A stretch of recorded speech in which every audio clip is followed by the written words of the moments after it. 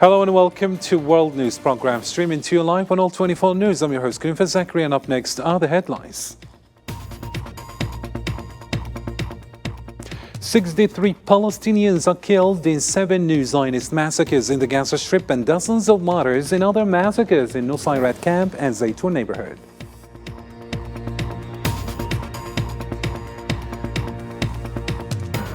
Also coming up, the UN sounds the alarm as Gaza faces unprecedented malnutrition and terrifying conditions for pregnant women amid abnormal birth sizes.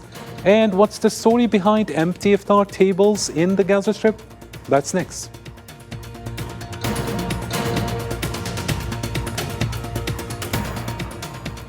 Also ahead, the Zionist entity advances Rafah invasion plans despite UN warnings, and Palestinian resistance accuses occupation of delaying Gaza truce while the US remains optimistic.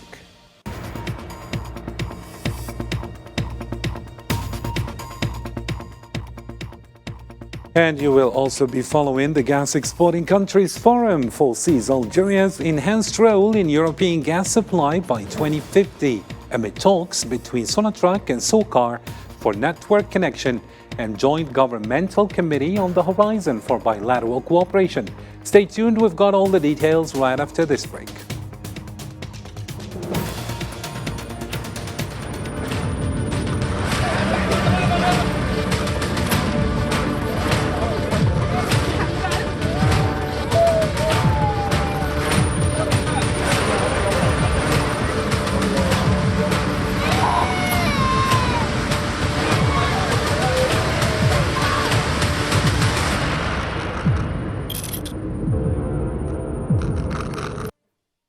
Hello again and welcome to the program. First off in our news, 7 new massacres by the Zionist occupation forces in Gaza claimed the lives of 63 martyrs and left 112 wounded in the past 24 hours.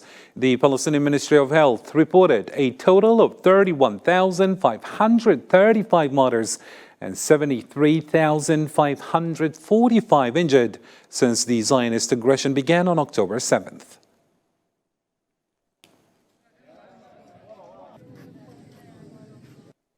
Still with the latest developments on the ground, dozens of Palestinians, including women and children, were martyred on Saturday in new Zionist massacres during the Suhoor, that is the pre-dawn meal time, across Gaza.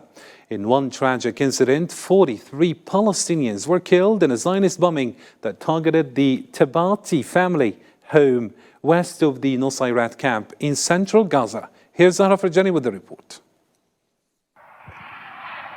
In the early hours of the 162nd day of the conflict in the Gaza Strip, the aggressor continued its onslaught against innocent civilians, targeting homes predominantly occupied by women and children, with relentless raids and artillery barrages. In the central Gaza Strip, 36 members of a single family perished, with scores more injured due to Zionist artillery striking a residence near Nusayrat camp. Palestinians searched the rubble of the destroyed buildings, looking for victims or survivors. These are the remains we retrieved from this 4-story building. There are 2 destroyed floors underground. We're unable to retrieve some of the martyrs. We lack equipment. We have to try retrieve them with only our hands. We brought shovels and hammers, but to no avail. Look at the extent of the destruction. A Tabatibi family, who had been marking the first Friday of Ramadan and preparing for the pre-dawn suhoor meal, found themselves buried beneath the wreckage as the Zionist strike razed their home to the ground. It is the 6th day of Ramadan. Muslims at this time must have the suhoor meal before fasting, but in Gaza, we are bombarded at this specific time, and when we break the fast, we cannot have a peaceful meal. In Rafah's northern sector, another family fell victim to a recent raid by Zionist occupation forces, claiming lives including that of a muezzin poised to sound the call to dawn prayer. Analysts speculate that the timing and manner of these pre-dawn assaults reflect a frustrated attempt by the occupying forces to vent their inability to suppress the resilient resistance across various fronts. UNRWA warns of severe child malnutrition in Gaza, affecting 1 in 3 under 2s in the north. Families are struggling for basic needs during Ramadan amid ongoing aggression, resorting to meager meals due to food shortages. Salman Asib reports. Acute malnutrition among children is rapidly escalating across the Gaza Strip, posing a severe risk of further increases without urgent humanitarian aid and the restoration of essential services. This dire situation compounds the agony of mothers witnessing their children struggle for survival, deprived of their basic human rights. My daughter suffers from malnutrition. Before the war, I used to feed her fruits and vegetables, but now I cannot provide or find any fruits and vegetables. The Strip is gripped by a dual crisis of hunger and thirst, coupled with ongoing bombardments. The population is pushed to the brink due to the occupation's blockade, obstructing the entry of vital aid and food supplies. Against this backdrop, Palestinians in northern Gaza strive to observe Ramadan rituals amid the ruins, enduring relentless attacks from Zionist forces. This family in Beit Lahia perseveres, cooking whatever scant resources they have for their iftar meals amidst desperate conditions. We've been unstable, moving from one place to the next. There is no shelter or anything. There is no food, no water, nothing. Even the most basic living essentials like bread do not exist. We forage wild plants when it's rain and cook them. That's our situation. We hope from God to relieve this crisis and this war that we don't have any hand in. Scenes of desperation unfold as famine and acute malnutrition reach alarming heights. Traditionally, a time of abundant feasts, Palestinian families now struggle to break their fast with meager offerings, often limited to canned goods. The exorbitant prices further exasperate the difficulty, leaving many unable to afford even the most basic provisions. Next up in our stories, Dominic Allen, the UN Population Fund official for the Palestinian territories, revealed that in Gaza there are no longer newborns born of normal sizes due to worsening famine and drought. He described the conditions for pregnant women and mothers as terrifying, with approximately 180 births daily under tragic conditions. Most newborns die immediately after birth due to starvation. Doctors are reporting that they no longer see normal-sized baby. They've not seen a normal-sized baby. They don't see them. What they do see, though, tragically, is more stillborn births, more stillborn babies, and more neonatal deaths, caused in part by again, the malnutrition, dehydration, and the complications. In international reactions, German Chancellor Olaf Scholz has called on the Zionist occupation to allow larger-scale humanitarian aid to reach Gaza, ahead of his two-day tour in the Middle East. He is set to meet with the Jordanian king in Aqaba before heading to meet Netanyahu. Scholz also expressed deep concern about the planned attack on the city of Rafah. We have a difficult situation. It is necessary for aid to reach Gaza on a larger scale now. That would be a topic that I also have to talk about. We are concerned about the further advancement of military developments. In particular, there is a danger that a full-scale offensive in Rafah will result in many terrible civilian casualties, which must be avoided at all costs. This is therefore also something that will have to be discussed. The Zionist occupation government approved plans to invade Rafah in southern Gaza, despite the international warnings of catastrophic humanitarian repercussions. Hamas, for its part, described its ceasefire proposals as realistic and flexible, accusing the occupation of stalling on a 42-day truce. Usama Ayadi has the details. Amidst the escalating humanitarian crisis in Gaza due to relentless military assaults by the Zionist entity, there are mounting concerns over plans for a potential ground offensive targeting the southern city of Rafah. The decision approved by the Zionist leadership raises fears of further exacerbating the already dire situation for Palestinians in the region. The consequences of a ground operation in Rafah in the current circumstances would be catastrophic for the people of Gaza for the Palestinians. It would be catastrophic for the humanitarian situation. It would be catastrophic all around. On Friday, Netanyahu's office announced preparations for a ground invasion and the evacuation of residents from their homes. However, details regarding the timing of the assault remain undisclosed, with the statement also rejecting the latest ceasefire proposal from Hamas. What we see in Gaza is that it's a nightmare which is much more than a humanitarian crisis. It is a crisis of humanity, and the situation is beyond catastrophic. And whilst we see the violence, the war on the ground, there is also a war for the narrative and for disinformation. Despite international warnings against such aggression, particularly in a city with over 1.4 million Palestinian inhabitants, the Zionist regime seems intent on pursuing its crimes. We very much hope that all of this can be avoided. We understand negotiations are still going on, and we continue to hope that the parties will find a way to a ceasefire.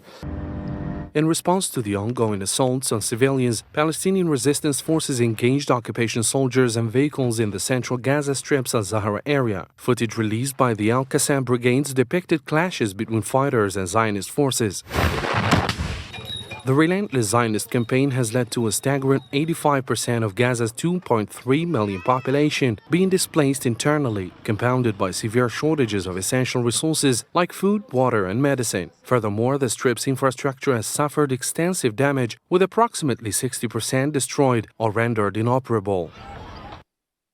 The Palestinian resistance targeted Zionist occupation soldiers and vehicles in the Zahra area, central Gaza Strip. Al-Qassam Brigade's military media released footage of clashes showing fighters targeting occupation military vehicles in the area closest to the road built by the occupation in the middle of Gaza.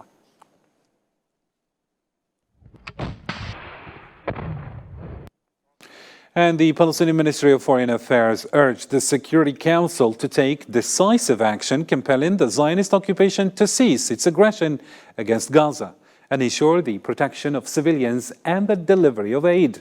The ministry accused Netanyahu of exploiting the lives of Palestinians in Gaza as leverage for further massacres amidst mounting international pressure for ceasefire. Netanyahu is kidnapping more than 2 million Palestinians with their children and women, using their lives and souls as bargaining chips and political blackmail in his attempts to absorb international and U.S. pressure to stop aggression or protect civilians and guarantee them access to their needs, and continue to threaten military operation in Rafah, intensifying the bombing of houses on the heads of its inhabitants and committing massacres. And in a different story, several Moroccan cities saw protests in solidarity with Palestine and against the normalization between the Makhzen regime and the Zionist entity. Hundreds of thousands across dozens of cities denounced Western backing for the entity's actions in Palestine, accusing the Israeli occupation of genocide.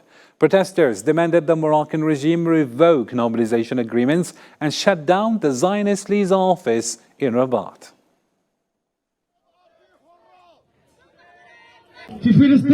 Palestine is our history, our fate. We do not rely on Zionists. The betrayal came from those who helped them to make their government, and they are well known. They even betrayed the Brits and Americans, so do not expect loyalty from them. The Zionists are people of betrayal, and they are cunning, and this was proven through history. And similarly, massive demonstrations took place in cities worldwide, demanding an end to the Zionist aggression in Gaza, ongoing since October 7th.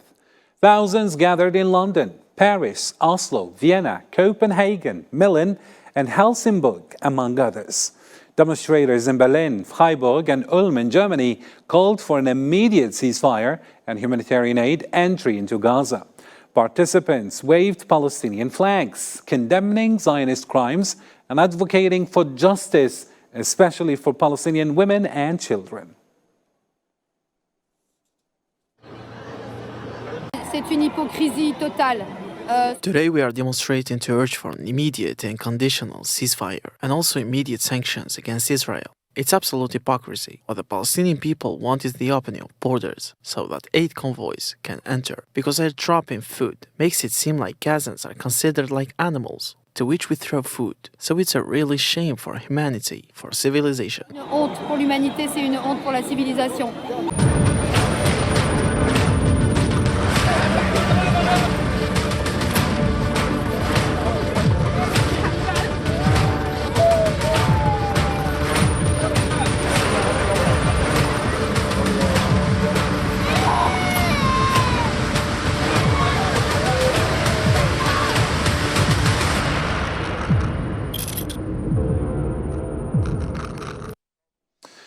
Differently in our news, Al Bashir Foundation urged the Moroccan occupation to fully cooperate with the UN Human Rights Council and implement UN resolutions ensuring the protection of Sahrawi human rights defenders. During the third general debate of the fifth session in Geneva, the organization highlighted the worsening situation in occupied Western Sahara, citing the targeting of activists and the criminalization of the right to self-determination by the occupation. In July 2021, the Special Rapporteur of Human Rights Defenders and the Suppression of Human Rights Defenders in Western Sahara condemned the confirmed violations, stating that it contradicted the Moroccan government's commitment to the United Nations. Since then, the situation has become more concerning. Morocco's failure to engage with the United Nations while targeting activists for their collaboration with the UN has left civil rights society absent in Western Sahara, with the right to self-determination being criminalized. In October 2023, the UN team on arbitrary detention requested the immediate release of prisoners and activists detained since 2010. To some economy-related news now, the Gas Exporting Countries Forum expects Algeria to enhance its position as a major supplier of blue fuel to Europe by 2050 through the growth in exports, I'm saying, and the strengthening of production, thanks to additional flows from Hasir Mel, Ain Amenas, and Ain Salah fields. The forum praised in its report, the massive reserves held by Algeria in unconventional fuels, as it possesses the world's largest reservoirs.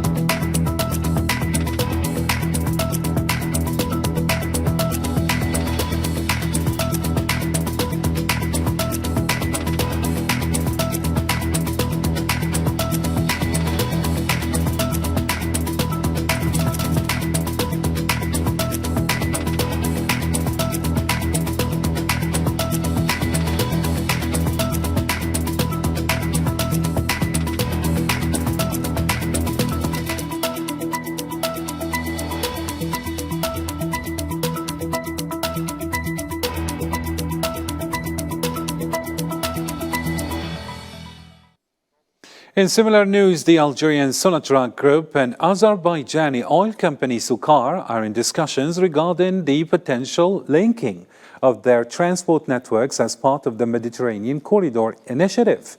This corridor connects China with Eastern Europe via Central Asia, the Caspian Sea, and the South Caucasus. Elshin Amirbayov, special envoy of the President of Azerbaijan, highlighted Algeria's potential interest in the corridor, suggesting the exploration of optimal transit routes for Algerian energy products. The special envoy of the President of Azerbaijan expressed his country's keenness to elevate bilateral cooperation with Algeria to new heights, citing shared interests and significant capabilities. Amirbayov disclosed ongoing discussions regarding the establishment of a joint governmental committee, with Azerbaijan having submitted a draft agreement for Algeria for consideration, emphasizing the energy sector's priority in cooperation, particularly regarding renewable energies. He underscored the untapped potential for collaboration in this domain. Africa's pursuit of continental economic integration through the implementation of a free trade zone hinges on infrastructure development, that is, to enhance industrial capabilities and foster regional connectivity. Algeria is leading this effort with increasing interest from other African nations such as Congo. The story by Islam Said. Progress toward the realization of the African Continental Free Trade Area AfCFTA is gaining momentum, with infrastructure development playing a pivotal role, as highlighted in recent remarks by Congo's President Denis Sassou Nguesso. The concerted efforts in infrastructure across Africa line the foundation for the effective implementation of the AfCFTA, facilitating enhanced trade both within the continent and on global scale. Ça là, je vais encore le redire. La mise en œuvre, la ZLECA fait repos. I would like to stress again that the premise for implementation of the AfCFTA is development of infrastructure facilities, especially those for transport and power. If Africa had not built the railways, the roads, the ports, the airports, if Africa did not have enough electricity production, about 600 million people in Africa today would not have access to electricity. Algeria is notably contributing to this endeavor, notably through substantial investments, such as the Trans-Saharan Highway project, which will link Algiers to Lagos. This ambitious initiative aligns with the vision of the Algerian president, Abdelmajid Tebboune, who underscores the importance of addressing Africa's historical isolation and fostering regional, economic and commercial integration, a central objective of the AfCFTA. Et s'il n'y a pas ces préalables, il sera. If early preparation is not in place, it would be difficult to smoothly realize the AfCFTA. Therefore, with the construction of infrastructure, there will be industrial development and trade with the rest of the world. The Belt and Road Initiative can be aligned with the construction of the AfCFTA to promote trade within Africa, also to promote that between Africa and the rest of the world. Additionally, complementary initiatives like the Silk Road are aimed at bolstering the continent's logistical framework by improving road, rail, and maritime connections. These efforts not only contribute to the economic prosperity of Africa, but also facilitate greater self-sufficiency, particularly in the industrial sector. The Special Envoy of the United Nations Secretary General in Libya, Abdullah Bathili, emphasized the importance of addressing the concerns and grievances of the Libyan people to restore peace and stability in the country. He also praised the patriotic spirit and reconciliation efforts demonstrated by leaders, emphasizing that national reconciliation is vital for a successful political process. Well, let's catch up on more stories making headlines around the globe in the News in Brief with Sofian Kinturi this time. The Russian Central Election Commission announced a turnout of over 55.10% in the presidential elections by 6 p.m. Moscow time on Saturday. Over 4.2 million voters cast their ballots in Moscow alone on the second day. All polling stations in Moscow and across Russia opened at 8 a.m., while Russian Foreign Ministry spokeswoman Maria Zakharova accused hostile Western countries of attempting to disrupt the elections through disinformation campaigns and banning Russian apps.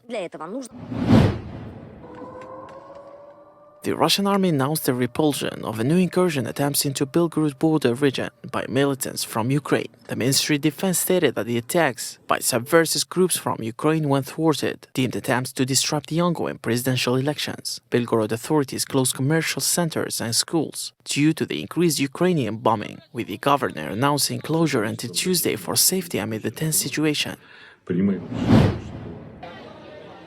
The United Nations warned that 5 million Sudanese face imminent catastrophic food insecurity as the civil war rages on. Humanitarian coordinator Martin Griffiths predicts a worsening crisis, with those already in food emergency conditions sliding into famine without urgent aid and essential supply. In West and Central Darfur, people classifying the 4th stage might soon reach the 5th stage within days. The European Union opened an office in Greenland as the bloc seeks access to the country's reserves of critical raw materials needed for the transition to low-carbon energy. The office was opened during an official visit by Commission President Ursula von der Leyen, who was traveling with Denmark's Prime Minister Mette Frederiksen. And with this, ladies and gentlemen, our news comes to a close. For more details or to catch up on the stories you missed, you can always follow our social media platforms. Thank you for tuning in, and until next time, have a good one.